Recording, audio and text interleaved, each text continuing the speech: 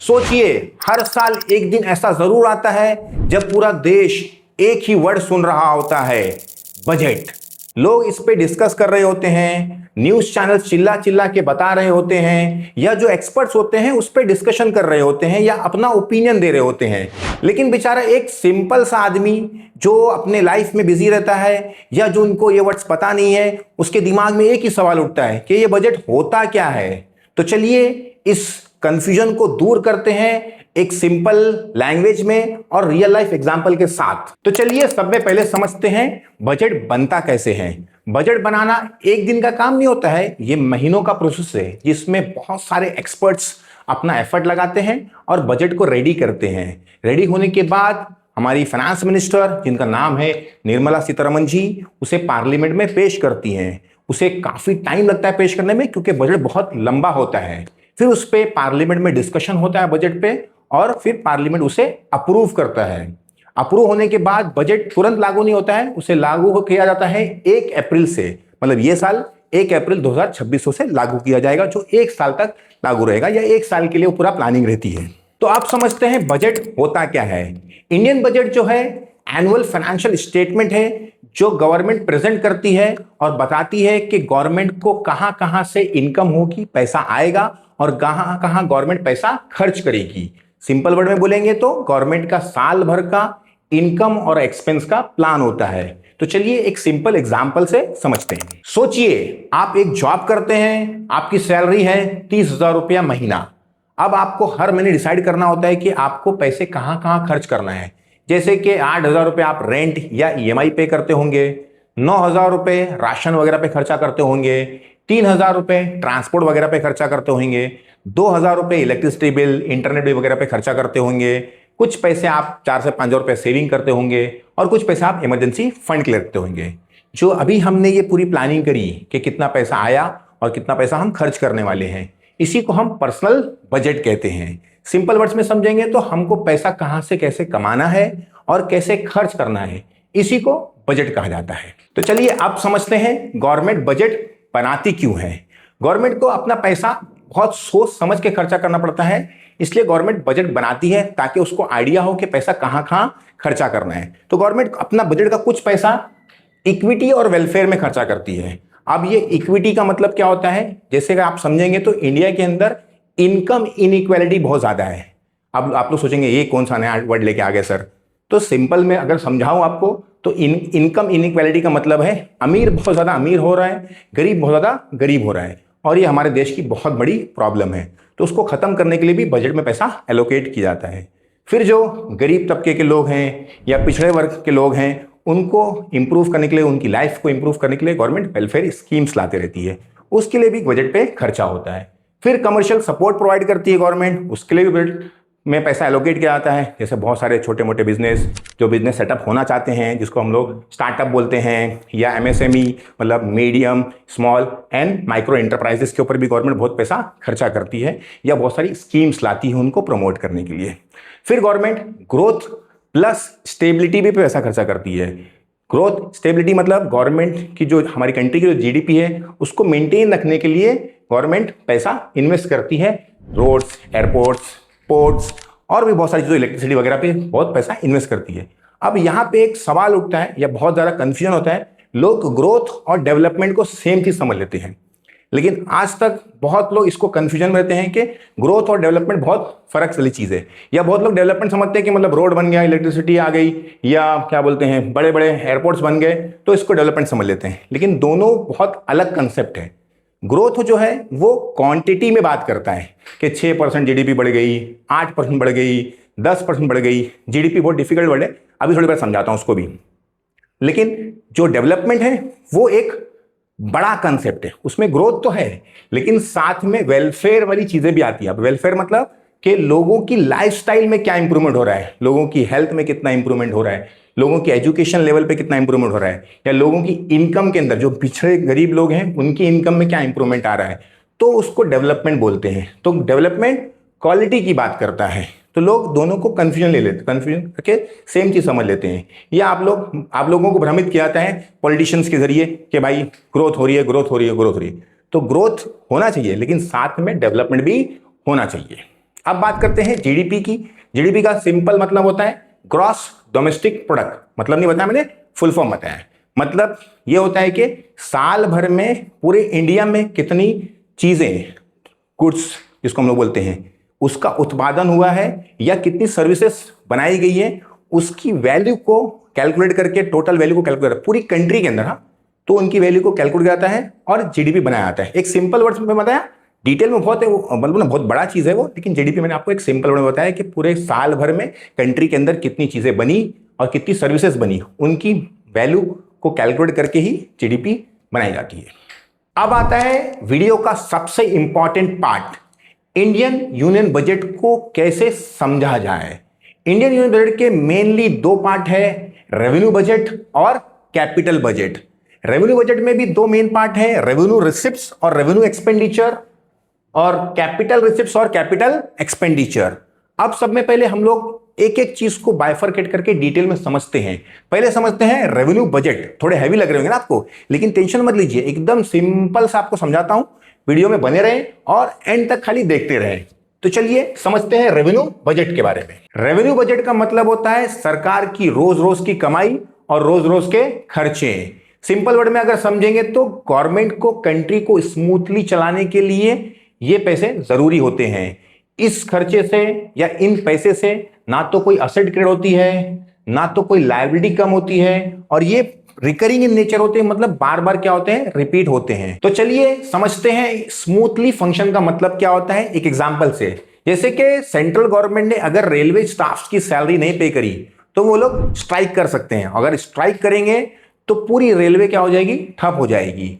तो कंट्री का smoothly function, जो कंट्री स्मूथली चल रही थी, वो क्या हो जाएगी, रुक सकती है। इसलिए जरूरी होता है कि गवर्नमेंट रेवेन्यू बजट पे पैसे अच्छे से एलोकेट करे। एक इंपॉर्टेंट टर्म होता है जो आपको बहुत समझना जरूरी है, जो आप लोग बार बार सुनते रहते होंगे, ओपेक्स। इसका मतलब होता है ऑपरेशनल एक्सपेंडिचर। गवर्नमेंट कंट्री को चलाने के लिए, स्मूथली चलाने के लिए जो पैसे खर्चा करती है, उसी को बोलते हैं ऑपरेशनल एक्सपेंडिचर। तो आप समझते हैं हम लोग रेवेन्यू बजट के दो मेन पार्ट, रेवेन्यू रिसिप्ट्स और रेवेन्यू एक्सपेंडिचर। अब पहले समझते हैं रेवेन्यू रिसिप्ट्स। रेवेन्यू रिसिप्ट्स का मतलब होता है गवर्नमेंट की रेगुलर इनकम। अब रेवेन्यू रिसिप्ट्स के मेनली दो टाइप होते हैं, जैसे कि टैक्स रेवेन्यू और नॉन टैक्स रेवेन्यू। अब टैक्स रेवेन्यू के भी मेनली दो पार्ट हैं, डायरेक्ट टैक्स और इनडायरेक्ट टैक्स। अब लोगों को कंफ्यूजन होता है कि सर ये दो नए नए टर्म आ गए, डायरेक्ट टैक्स और इनडायरेक्ट टैक्स। तो दोनों को बाइफरकेट करके एकदम सिंपल समझाता हूं। डायरेक्ट टैक्स का मतलब होता है जो टैक्स आप गवर्नमेंट को डायरेक्टली पे करते हो, खुद पे करते हो, उसे कहते हैं डायरेक्ट टैक्स। जैसे आप सैलरी कमाते हो या बिजनेस करते हो या आपने कोई कैपिटल गेन किया है या आप रेंट से कमाते हो, तो आपको टैक्स भरना पड़ता है गवर्नमेंट को डायरेक्टली। अब बात करते हैं इनडायरेक्ट टैक्स की। इनडायरेक्ट टैक्स जो होता है वो आप गवर्नमेंट को डायरेक्टली नहीं पे करते हो। जैसे कि एग्जांपल लेते हैं आप, कि आप गए दुकान पे मोबाइल खरीदने के लिए, तो मोबाइल वाले ने आपने को मोबाइल दिया, आपसे पैसे लिया, लेकिन उसमें वो जीएसटी ऐड करके आपसे पैसे लेता है। तो मतलब आपने दुकान वाले को मोबाइल का भी पैसा दिए और जीएसटी का भी पैसा दिए, लेकिन जीएसटी आपने डायरेक्ट गवर्नमेंट को नहीं भरे, वो आपने किसको भरे, मोबाइल वाले को भरे दिए। अब मोबाइल वाला क्या करेगा, वो गवर्नमेंट को पे करेगा। मतलब आप गवर्नमेंट को पे कर रहे हो लेकिन इनडायरेक्टली पे कर रहे हो, इसलिए उसे इनडायरेक्ट टैक्स कहा जाता है। ठीक है, इसके मेनली बहुत सारे एग्जांपल है, लेकिन जीएसटी आप लोग सब समझते हैं, इसलिए डायरेक्टली जीएसटी हो सकता है। आप पेट्रोल पे वैट वगैरह भरते हो तो वो भी हो सकता है, और कस्टम ड्यूटीज वगैरह भी होते हैं।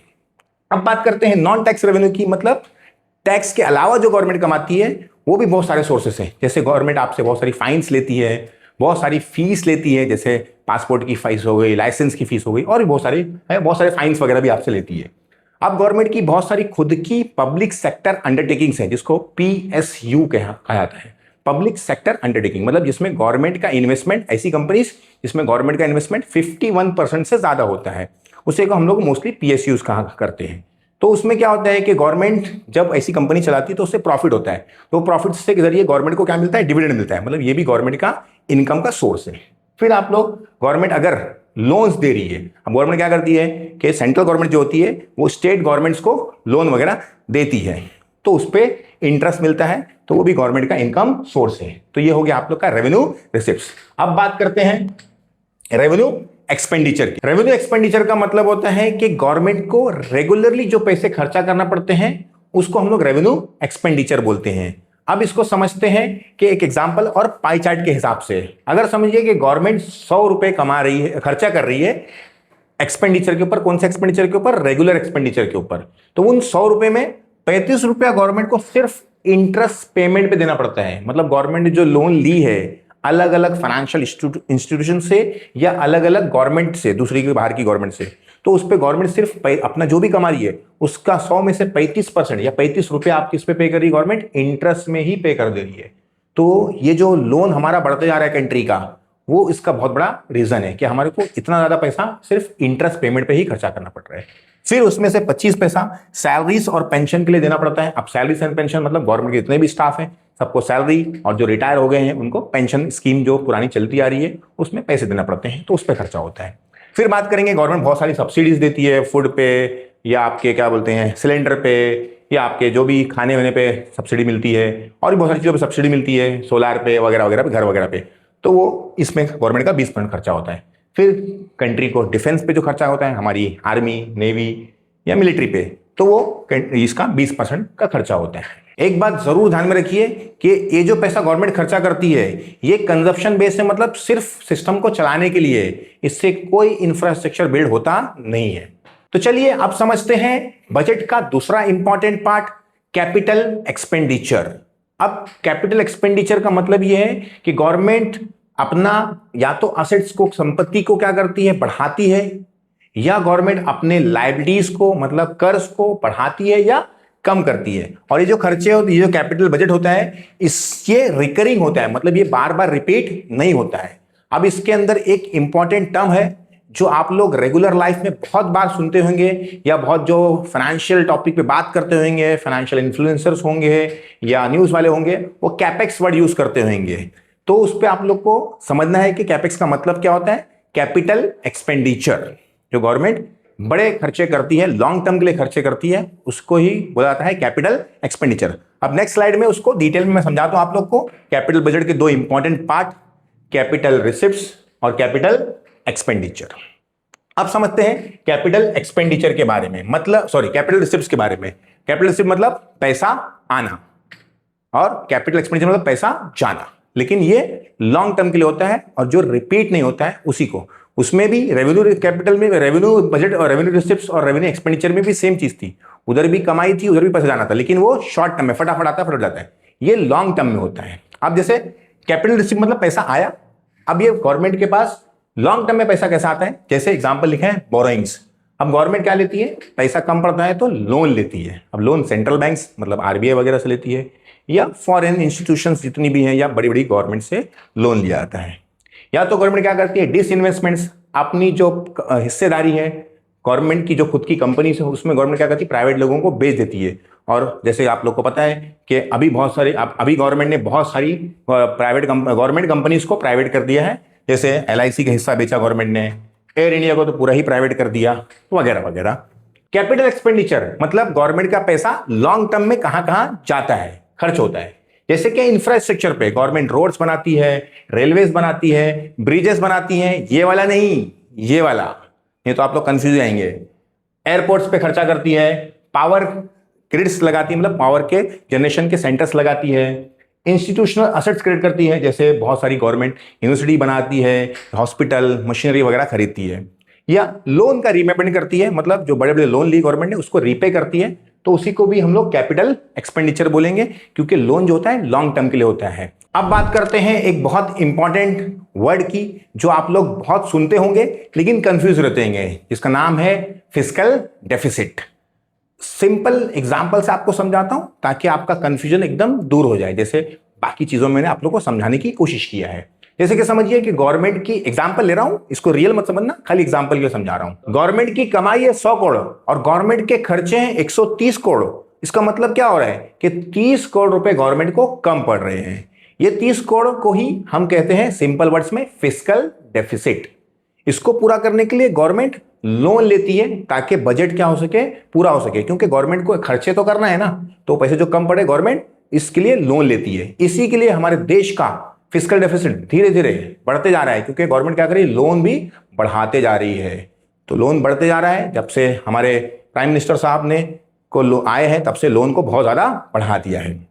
अब बात करते हैं, ये आप लोग का जो पैसा फिस्कल डेफिसिट का आता है वो मेनली, अगर आपको बहुत इंपॉर्टेंट ध्यान में रखना चाहिए, अगर आप थोड़ा बहुत क्या बोलते हैं इंटेलेक्चुअल तरीके से सोचेंगे कि जो गवर्नमेंट पैसा ले रही है, बोरो कर रही है फिस्कल डेफिसिट का, वो पैसा खर्च कहाँ कर रही है। अगर गवर्नमेंट वो पैसा कैपेक्स पे खर्चा कर रही है, मतलब असेट्स बिल्डिंग पे, मतलब गवर्नमेंट इंफ्रास्ट्रक्चर पे, रोड, इलेक्ट्रिसिटी, डैम, पोर्ट पे खर्चा कर रही है, तो बहुत अच्छी बात है। लेकिन गवर्नमेंट अगर ओपेक्स पे खर्चा कर रही है, मतलब ऑपरेशनल एक्सपेंडिचर पे, खास करके गवर्नमेंट ने जो भी स्कीम्स लाई, जैसे महाराष्ट्र में लाडली बहन या लाड़की बहन बोलते हैं, एमपी में लाडली बहन बोलते हैं, बिहार में इलेक्शन से पहले 10,000 रुपये बांटना, या हरियाणा में बांटना, तो ये सब जो खर्चे हैं ये बहुत प्रॉब्लम क्रिएट कर सकते हैं कंट्री को लॉन्ग टर्म में। तो बहुत सिंपल सोचने वाली बात है।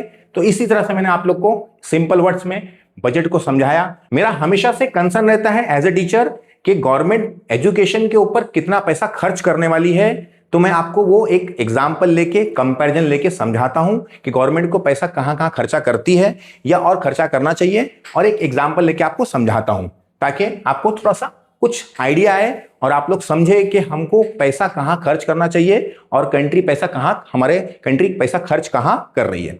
तो देखिए, अब गवर्नमेंट एजुकेशन के ऊपर भी बहुत खर्चा करती है। जैसे गवर्नमेंट की खुद की बहुत सारी, सेंट्रल गवर्नमेंट की बहुत सारी इंस्टीट्यूशंस है, तो उनको चलाने के लिए, उनको रन करने के लिए जो खर्चा लगता है वो ज्यादातर कौन पे करता है? गवर्नमेंट ही पे करती है। उनकी फीस वगैरह भी बहुत कम होती है, उनके स्टाफ की सैलरी वगैरह बहुत ज्यादा होती है। फिर गवर्नमेंट फाइनेंशियल हेल्प प्रोवाइड करती है एजुकेशन के लिए, स्कॉलरशिप के लिए और भी बहुत सारी चीजों के लिए। फिर बात करेंगे, गवर्नमेंट डिजिटलाइजेशन कर रही है, मतलब ऑनलाइन कोर्सेस, ऑनलाइन लाइब्रेरीज या ऑनलाइन प्लेटफॉर्म्स वगैरह बहुत कुछ अब गवर्नमेंट बना रही है, तो उस पर भी गवर्नमेंट बजट में पैसा एलोकेट करती है। फिर बात करते हैं स्किल्स की, तो गवर्नमेंट अपने जो कंट्री के यूथ हैं उनको जॉब प्रोवाइड करने के लिए कुछ स्किल्स एनहांसमेंट कोर्स चलाती रहती है, उसका भी गवर्नमेंट पैसा खुद देती है, फ्री में पैसा गवर्नमेंट देती है। मतलब बहुत सारी इंस्टीट्यूशंस को, लोगों को, बहुत सारे स्टूडेंट्स को अलग अलग स्किल सिखाने के लिए पैसा गवर्नमेंट खर्चा करती है, स्टूडेंट्स को भी, और जो लोग बिजनेस करना चाहते हैं या छोटी मोटी चीजें करना है उनके ऊपर भी। अब बात करेंगे एक कंपैरिजन की। इंडिया जो है अपना जो है साल भर में एजुकेशन के ऊपर सिर्फ $20 बिलियन खर्चा करता है। वही बात करें अगर चाइना की, तो चाइना $800 बिलियन खर्चा कर रहे हैं। मतलब समझ लीजिए आप, ऑलमोस्ट 40 टाइम्स ज्यादा। तो समझ सकते हैं आप कि चाइना इतना आगे क्यों है और हम लोग इतना पीछे क्यों रह गए हैं।